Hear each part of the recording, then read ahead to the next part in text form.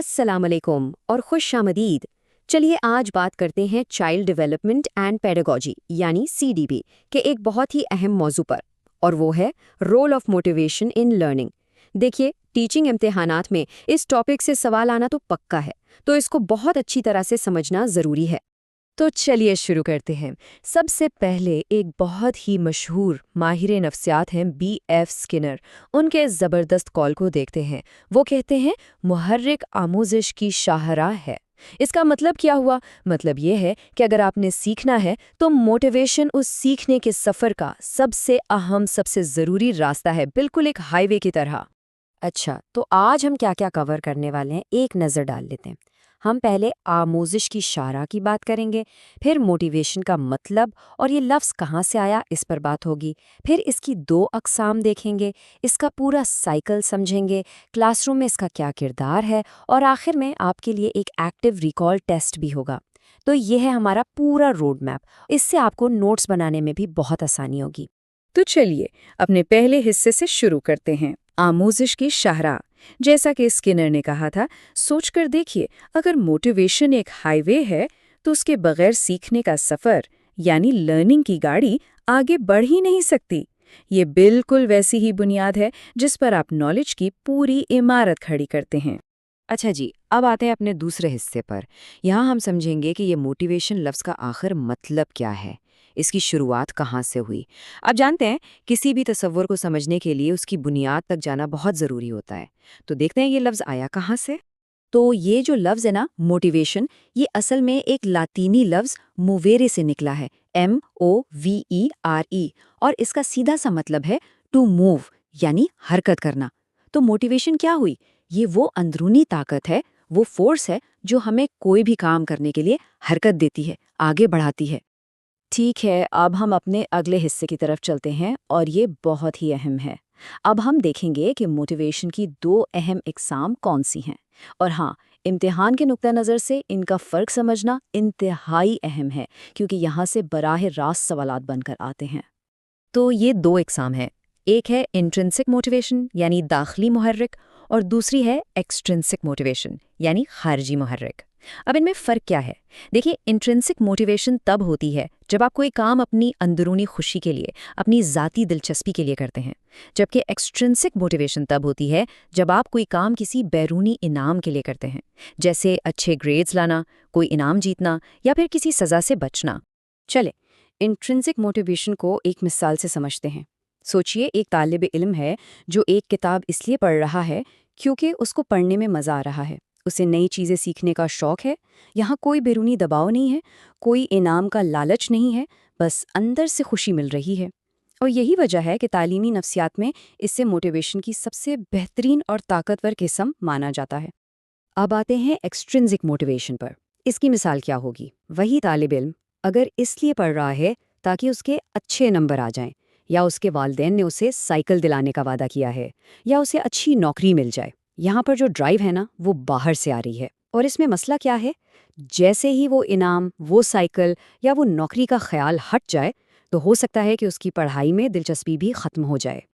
अच्छा जी, अब हम अपने अगले सेक्शन में आ गए हैं, और ये है मोटिवेशन का पूरा साइकिल। ये समझना बहुत ज़रूरी है कि मोटिवेशन कोई अचानक से होने वाली चीज़ नहीं है। ये एक पूरा अमल है, एक साइकिल है जो एक ख़ास तरतीब से चलता है। तो इस साइकिल के 3 मरहले हैं, बिल्कुल आसान है। पहला मरहला है नीड, यानी ज़रूरत। सोचिए, आपको प्यास लगी, ये एक नीड है। दूसरा मरहला है ड्राइव, यानी तहरीक। प्यास की वजह से आप में एक बेचैनी पैदा होती है, एक तनाव कि पानी ढूंढना है, ये ड्राइव है। और फिर आता है तीसरा मरहला, इंसेंटिव, यानी तरगीब। आपको पानी मिल जाता है, आप पी लेते हैं, और आपकी नीड पूरी हो जाती है, ड्राइव ख़त्म हो जाती है। ज़रूरत, तहरीक, तरगीब, ये साइकिल इस तरह चलता है। ठीक है, तो अब तक हमने एक आम फहम हासिल कर ली। अब इस सब को क्लासरूम में कैसे लागू करना है? एक उस्ताद का क्या किरदार है तालिब इल्मों को तहरीक देने में? आइए इस पर बात करते हैं। देखिए, एक उस्ताद का सबसे बड़ा, सबसे बुनियादी काम है तालिब इल्मों के अंदर सीखने का जज्बा, एक दिलचस्पी पैदा करना। और इसका सबसे अच्छा तरीका क्या है? जो भी पढ़ा रहे हैं اس کو طالب علموں کی روزمرہ زندگی سے جوڑیں، ان کو بتائیں کہ یہ چیز ان کے مستقبل میں کہاں کام آئے گی۔ جب انہیں مطابقت نظر آئے گی نا تو ان کی دلچسپی خود بڑھ جائے گی۔ اور ہاں، ڈر اور سزا کی جگہ ہمیشہ حوصلہ افزائی اور مثبت تقویت کو ترجیح دیں، یہ ہمیشہ بہتر کام کرتا ہے۔ چلیے اب وقت ہے اپنے آخری حصے کا۔ اب تک جو کچھ ہم نے سیکھا ہے اس کو جانچنے کا وقت آ گیا ہے۔ اس ایکٹیو ریکال ٹیسٹ سے آپ کے امتحان کی تیاری اور بھی پکی ہو جائے گی۔ میں سوال پڑھوں گا، آپ تھوڑا وقت لے کر جواب سوچیے گا۔ ٹھیک ہے، تو یہ رہے پہلے 5 سوالات۔ سوال نمبر 1، لفظ موٹیویشن کس لاطینی لفظ سے نکلا ہے؟ سوال نمبر 2، محرک آموزش کی شاہراہ ہے، یہ مشہور قول کس کا ہے؟ نمبر 3، اپنی اندرونی خوشی کے لیے کام کرنا، یہ کون سا محرک کہلاتا ہے؟ نمبر 4، انعام حاصل کرنے یا سزا سے بچنے کے لیے پڑھنا، یہ کس محرک کی مثال ہے؟ اور سوال نمبر 5، موٹیویشن سائیکل کے 3 بنیادی حصے کون سے ہیں؟ تھوڑا سوچ لیجئے۔ چلیں اب ان کے جوابات دیکھتے ہیں۔ پہلے سوال کا جواب ہے مووے، دوسرے کا بی ایف اسکنر، تیسرے کا جواب ہے داخلی محرک، چوتھے سوال کا خارجی محرک، اور 5ویں کا جواب ہے ضرورت، تحریک اور ترغیب۔ امید ہے آپ کے سارے جواب ٹھیک ہوں گے۔ اچھا، اب آگے بڑھتے ہیں اگلے 5 سوالات کی طرف۔ سوال نمبر 6، تعلیمی نفسیات کے مطابق سب سے بہترین اور دیر پا محرک کون سا ہے؟ نمبر 7، موٹیویشن سائیکل میں ضرورت کے فوراً بعد کون سا مرحلہ آتا ہے؟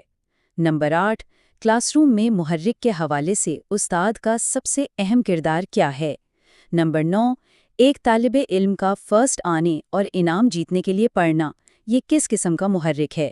اور آخری سوال نمبر 10، موٹیویشن سائیکل کے آخری مرحلے کو کیا کہتے ہیں جہاں ضرورت پوری ہو جاتی ہے؟ ٹھیک ہے، اور یہ رہے ان سوالات کے جواب۔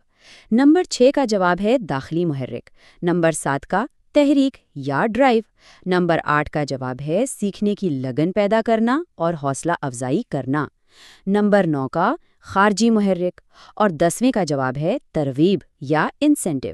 بہت خوب۔ اور آخر میں آپ سب کے لیے ایک ٹاپرز چیٹ شیٹ، یہ بالکل آخری وقت کی نظر ثانی کے لیے ہے۔ اس میں سارے اہم نکات ایک جگہ پر ہیں۔ موارے کا مطلب حرکت کرنا، داخلی محرک اندر کی خوشی کے لیے جو سب سے بہترین ہے، خارجی محرک باہر کے انعام کے لیے، موٹیویشن سائیکل ہے ضرورت، پھر تحریک اور پھر ترغیب، اور آخر میں اسکنر کا قول محرک آموزش کی شاہراہ ہے، اسے ضرور یاد رکھیے گا۔ اور اب اس پورے تجزیے کو ہم ایک سوال کے ساتھ ختم کرتے ہیں۔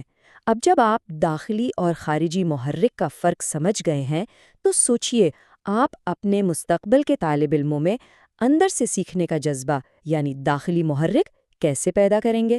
اس پر ضرور غور کیجیے گا۔